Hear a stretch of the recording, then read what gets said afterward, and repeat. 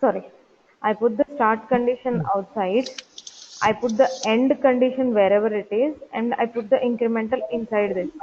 Since I put the start condition outside and I am declaring a new variable here, okay, this variable will be accessible wherever, here or somewhere within this bracket. So now the scope of this variable is increased. Okay. So in such scenarios, for example, we wrote this: if I, sorry, if numbers of I equal to 299, it is like break. This we wrote, right? In this scenario, it will loop. Right. It will loop until this condition is reached, or if any numbers is equal to 299. So I want to know the position of 299. So in that case, I will be the index of 299. So I plus 1 will be the position of my 299 variable. There will be such scenarios when you want to get one element out of an array and you don't know where it is and you want to know where it is. So there will be few scenarios where you will be forced to use while instead of for loop. Even then, both are the same. Okay. Okay. And there is only one simple difference between while and do while. You will cut this, put a do here, and at the end of this, put the while. Okay. This means same. This thing inside the brackets is going to repeat. Okay.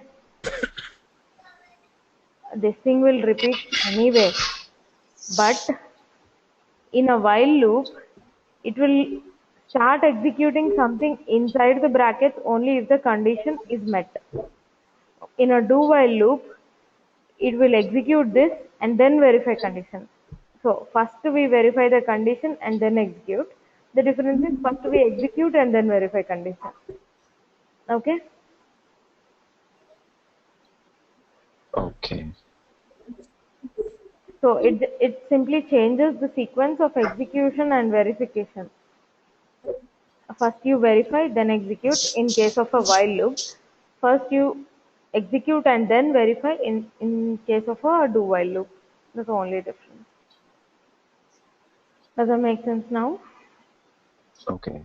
In while loop, first we execute and then verify. No. In while loop we verify then execute. This is the condition, right?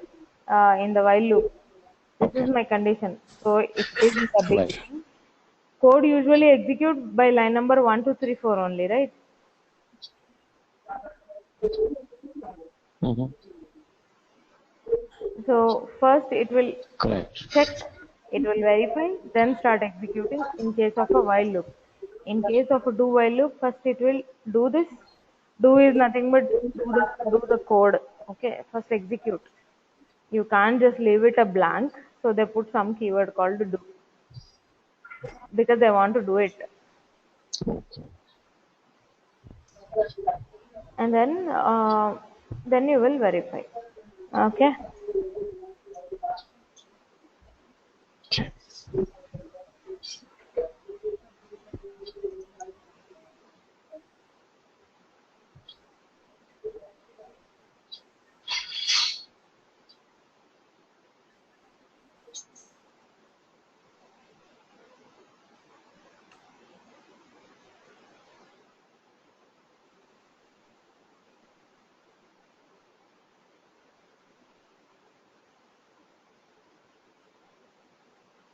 Yeah.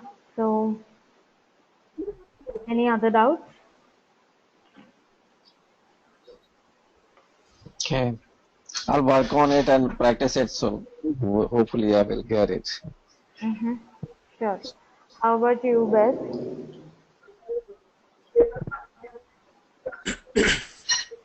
Yeah, I understand the concept.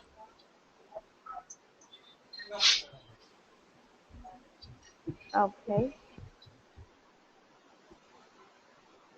Mm. So have you guys gone through the functions?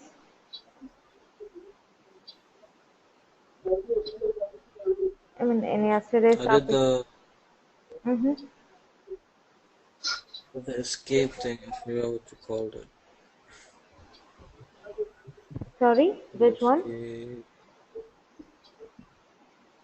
I forgot there were some keywords you said we should do. Uh-huh. I can't find my folder. Okay, escape sequences. Um, yeah, escape sequences. Yeah, I did those. That's what I did yesterday. Mm-hmm. So did you get a chance to go through escape sequences, Nazir? Yeah, there Yes, I was. just read it, but Yeah, there Okay. was like. Okay. I could understand what J/B and /F does. Yeah, so these are the escape sequences. Um, so inside, uh, for example, you're um, printing this and you want to print Morgan backslash Freeman, you will do this because one simple backslash will not work. Okay, something like that. There are few things which will not work directly. Such things uh, will be used as escape sequences.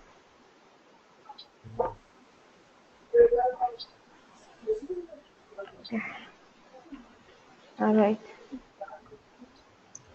Mr. Risha, did you upload yesterday's meeting or not yet? No, I don't have yesterday's meeting. Somehow I didn't record it. Somehow I forgot to record it. Today I'm recording it though. Oh, Oh, I have lost it. okay. Yeah. Anyway, yeah, what is that with the one with the R? Which one? /R, insert a carriage return. And the text at this point, this one, slash R. Yeah, yeah. Yeah, Why? when I did it, nothing came up. Okay, understand. Why not we give it a try? Like, um, I remove this and I write system dot out dot println. Okay, so those escape sequences will be used somewhere inside the string, so double quotes. Okay, Nazir slash R Obed. Basically, it's the enter in your keyboard. Yeah. Okay, for enter you give a slash R and also slash N. Slash N will also do the same thing.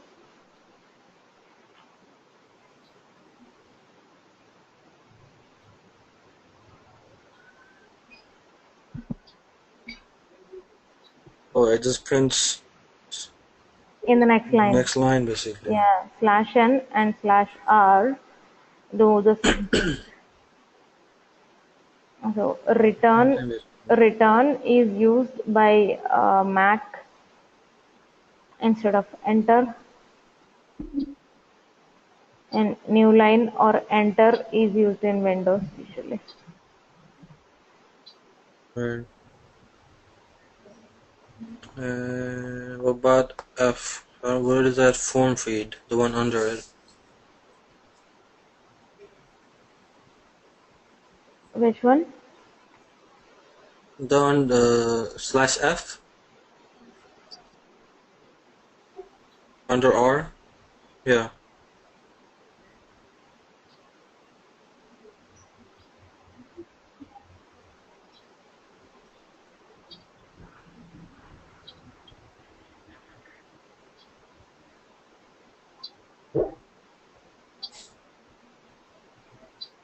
Mm,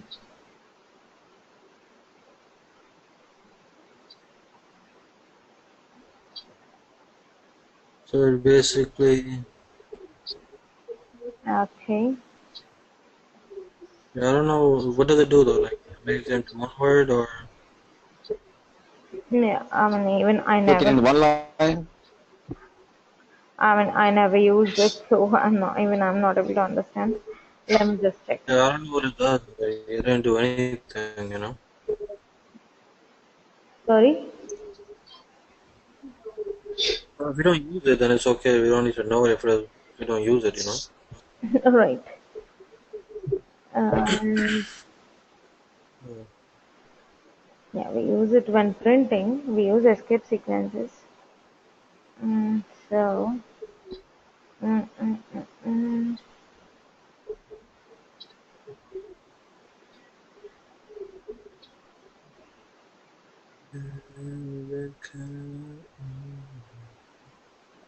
Oh, it is a page break slash F. So this will be printed on page 1. Like Anusha will be printed on page 1 and Nazir and Ubaid will be printed on page 2. If you're really printing it on a paper, Hmm. that is what it means. Okay. So it forces the printer to eject the current page and then go to the next page and start printing on the top of the other page. Okay. Okay. Yeah. So while doing the coding, so we have to consult these things to uh, manage our programming, or these should be memorized, all these escapes. You want a new line. Okay. You should know that it is being called as escape character or escape sequence, and you can say escape character for new line. So slash n is new line, then escape for slash. Okay.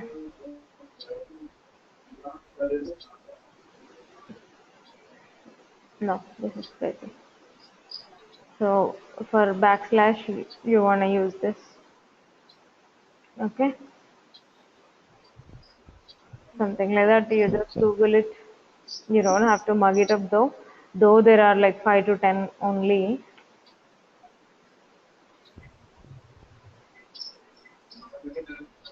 Okay.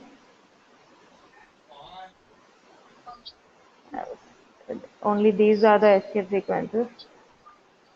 8 of them are there. Yeah. Okay.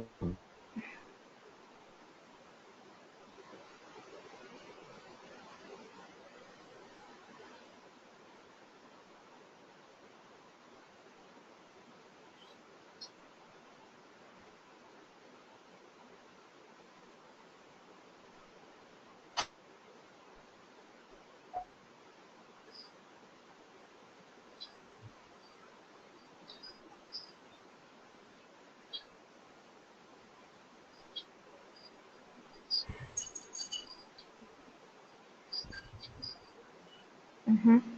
Yeah. So any other doubts?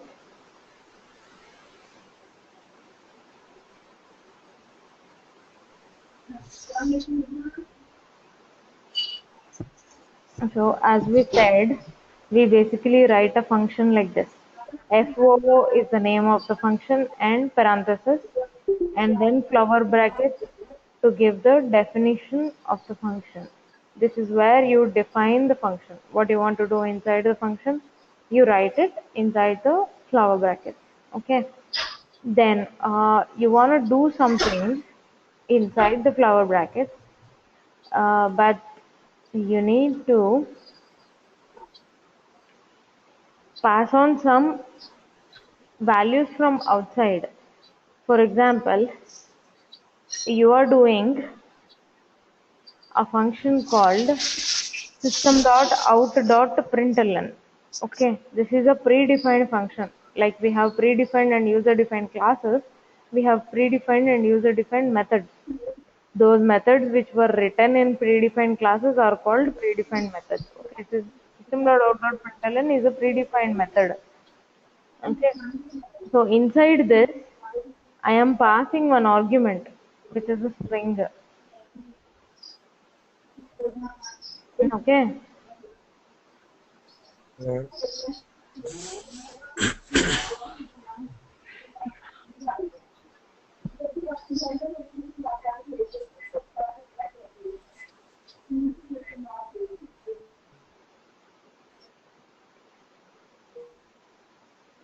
Similarly, if I write any function, if I define any function like foo, and I have to pass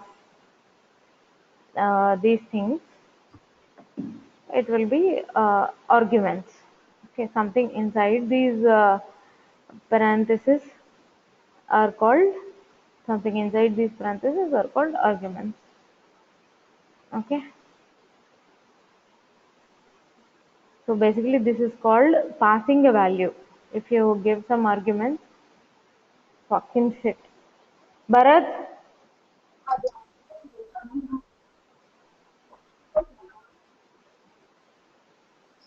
guys, are you able to hear me?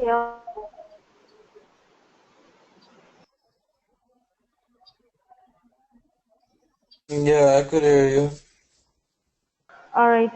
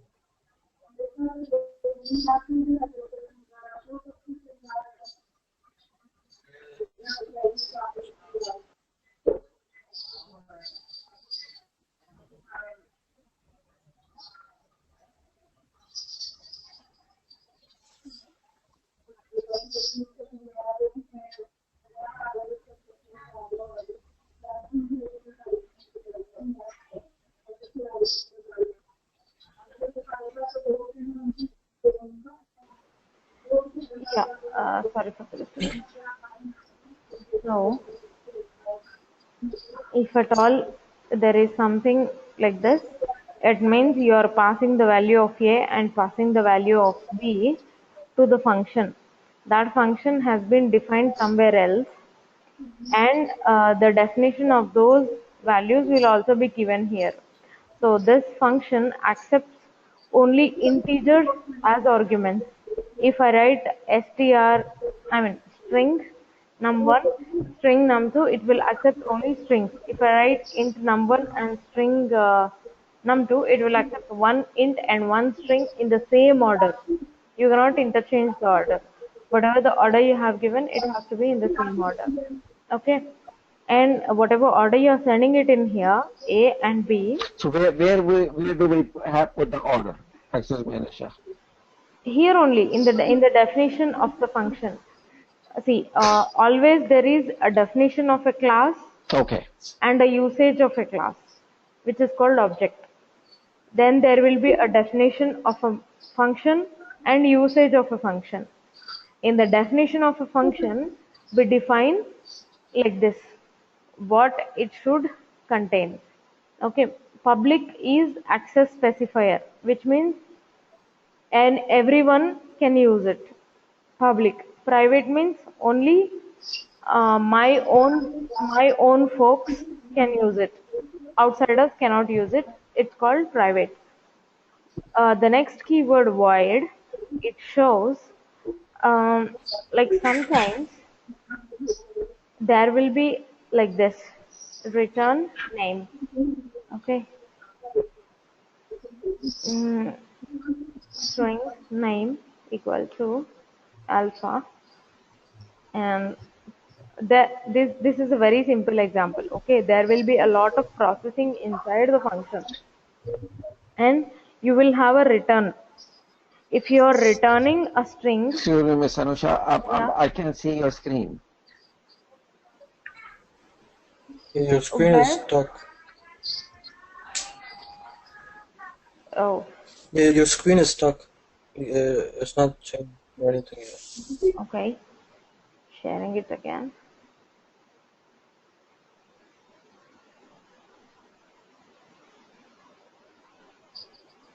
So does it show line number 15 return name?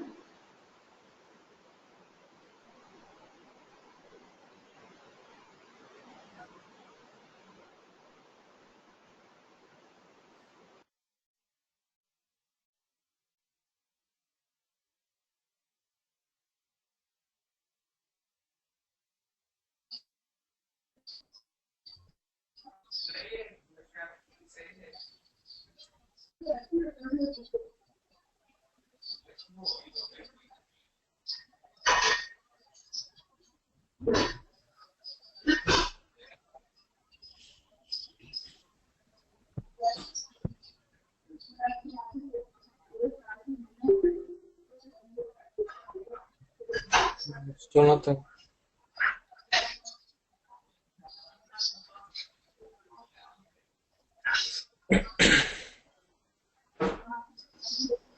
Does it show now? Line number 13 string name equal to alpha, and line number 15 return name. No. All right.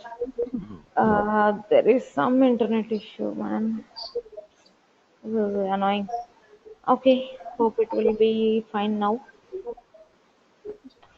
So if I have string name equal to alpha and return name, if we have any statement called return and we have something after return, we have a name.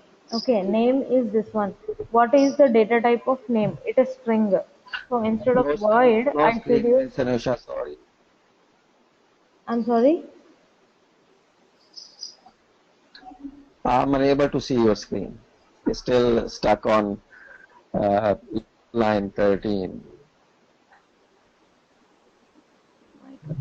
Just give me a second, guys. I'll switch to some other internet. Mm, Do you see, you can see the screen? No, yeah, now I see return name. I see line 15 now.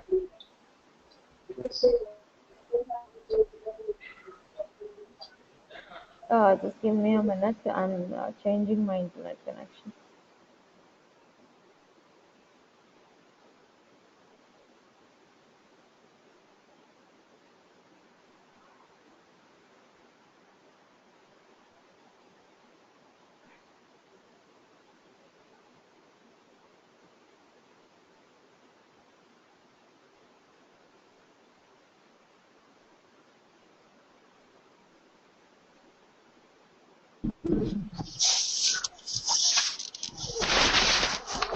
Okay, I'm back.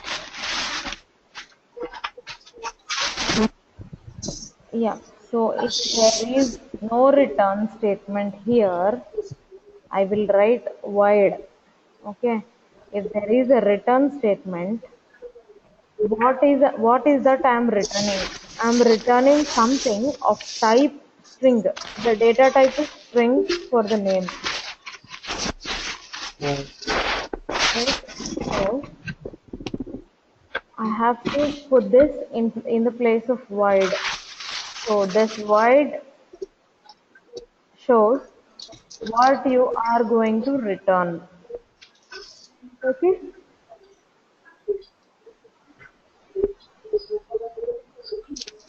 variables.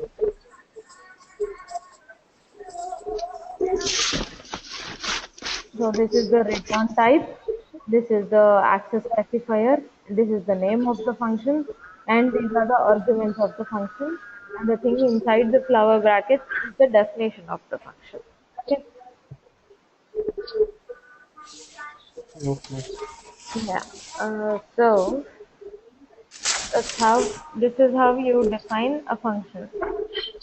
And inside the function, we have been giving int num1 and int num2, right?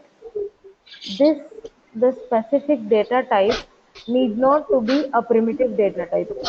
It can be a complicated data type also, like a user defined data type, which is nothing but an object. Okay, so we have a user defined class here. For this class, we can define objects.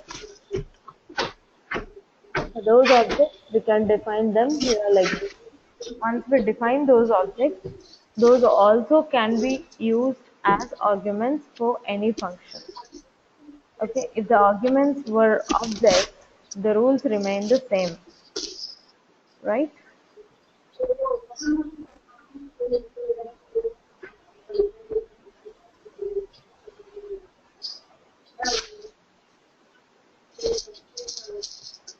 Yeah, for example, we have this public string get name. Why do we have a string here instead of void? Because it is returning something called name, which is a string.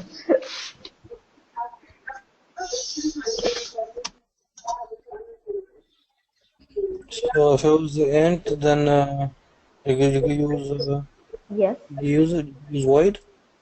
If it is an int, we use an int. If No, you the mean the if the return. name, I'm talking about the void and return. if there is no return statement like this, in this there is no return statement. Okay, this is the starting of another function, and this is the definition of the function inside the flower brackets. But there is no return statement in this function. In that scenario, we have been using void here. If at all, if there is a return statement, instead of void, we will be writing the data type of the item which is being returned. Okay.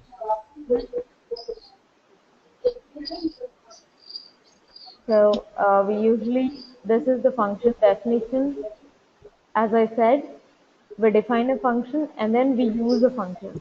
Using a function is called calling a function. Okay.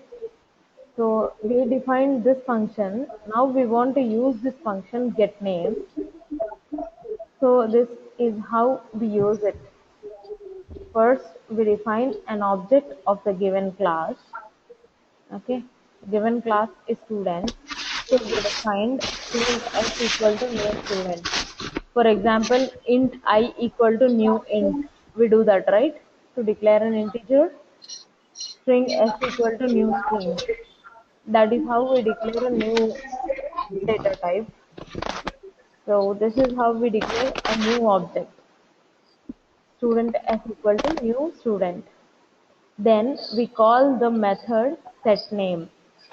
SetName takes one argument, which should be a string, and a string should be in double quotes. Double quotes is what make it a string. Okay. So I am using this setName function and passing it an argument string name. Then I want to call this function getName. Okay, so I call it s dot get name, but since it is returning something, I have to store that in something. Wherever I'm calling the function which has return statement, it should be stored in the same data type, a new variable like this. Here it is name, here it is name. Okay, so this can be same or different, it doesn't matter. For example, string n equal to s dot get name. You can write that. That will also work. Okay. Then you can print the variable name. For example, let's execute this. We have this, and then we have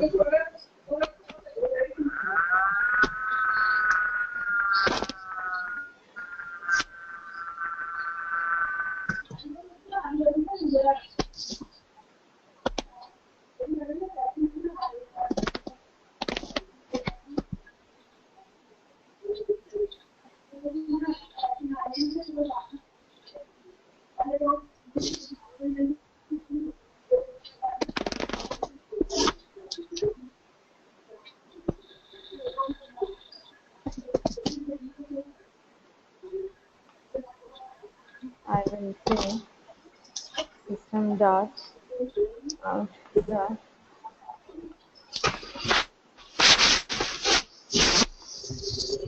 Okay, if I run this, it should print Daniel now because I'm storing the name as Daniel, and then I'm getting the name as Daniel into a string called name. I can maybe put it in N like this.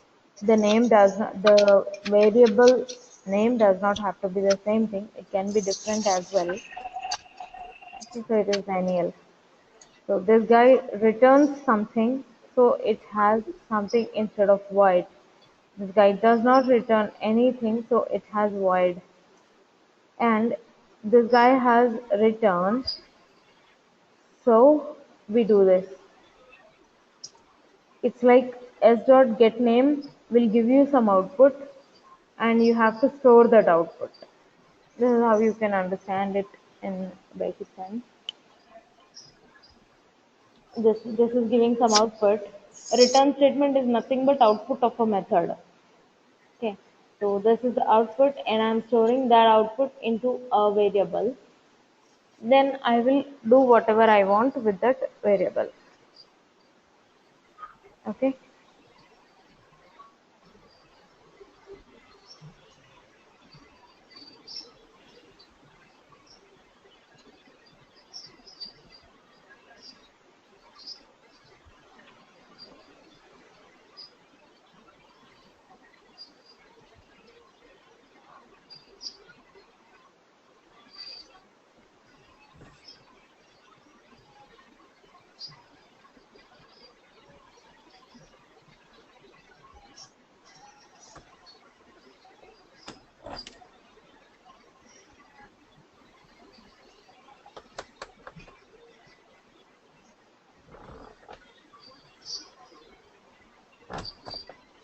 So if you look at this, what is given in syntax, okay, this is the access modifier, which is public. Then the return type, which is either void or string or int, whatever it is returning. Then the name of the method. In our case, it was bar. In this case, it was get name. In this case, it was set name. And then you have arguments list. Few people call them as parameters, but that's arguments. All right. And then this is the definition of the function. Functions are also called as methods. So you can call it as definition of the method or the method body. Right?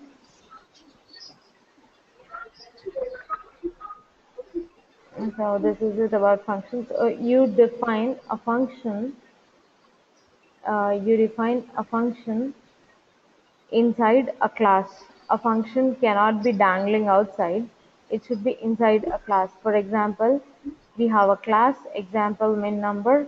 Inside this class, we have a function. Okay.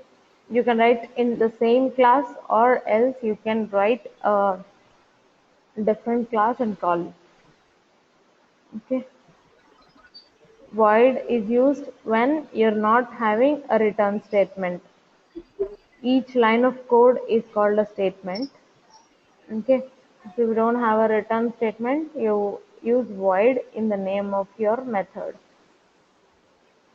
Okay.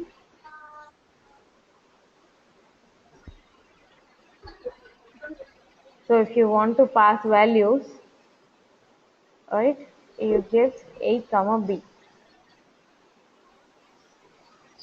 Okay.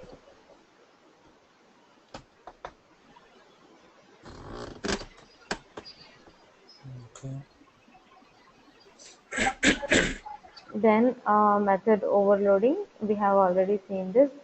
It has the same name but different number of arguments or different types of arguments. Min function and min function, but this one returns an integer. Sorry, this one consumes an integer. Arguments are integers. These arguments are double. Okay, I can keep this same. Okay, everything is the same. I can keep int n1, int n2 min function, but I will put this as double and int. Then also it is called method overloading only, Mm-hmm. right? Right.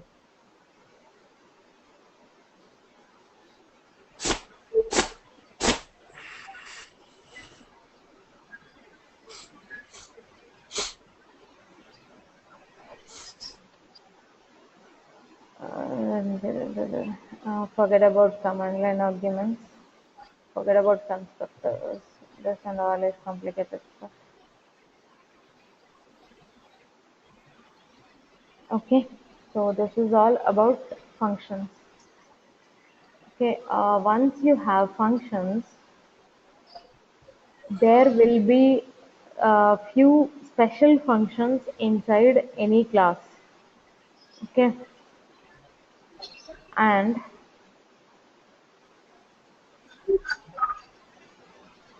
those functions will be having the same name as the class. Okay, Okay. so for example, when you call student s equal to new student parenthesis, this is actually how you call uh, function, right? But there is no function called student. So by default, Java provides every class with a function. Okay.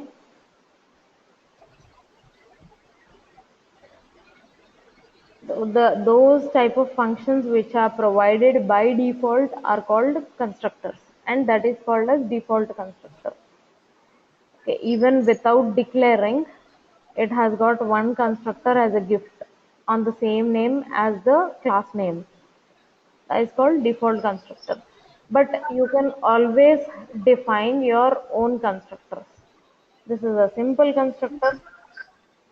You put the name of the class. Okay, you put the name of the class. So the name of the class is here is my class. So the name will be my class. In parentheses, you can define public void my class. Okay.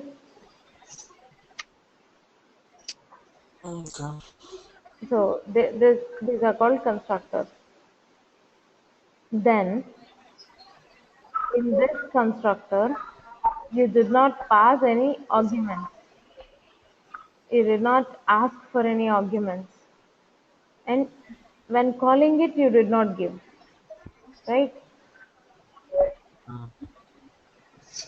So in this case, we can pass arguments like this. The name of the class will be the same as the name of the method, but still you can pass the arguments like int I. Okay, yeah, that is it about functions. Okay, maybe you can go through the functions thing from various websites and prepare some notes for yourself, because this is the very, very, very important topic. This is the base for the entire Java. Writing functions and calling them. Writing functions and using them. Using and calling are the same. So writing methods and using them is a very important topic in Java. So okay,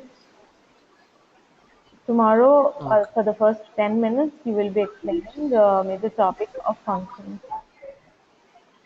Uh, Nazir. So let us give us time to read that, Yeah, yeah. Anusha, so we Tomorrow, can get tomorrow, tomorrow. grasp the right concept. Yeah, in tomorrow's concept, I will ask you to explain functions for the first 10 minutes. Okay? Okay. Yeah. All right then. So Okay. Thank you. this is the link that we were going through. I'll just pass it on. Selenium. Okay. Mm, all right. I've sent you the link. We'll catch up tomorrow. Okay.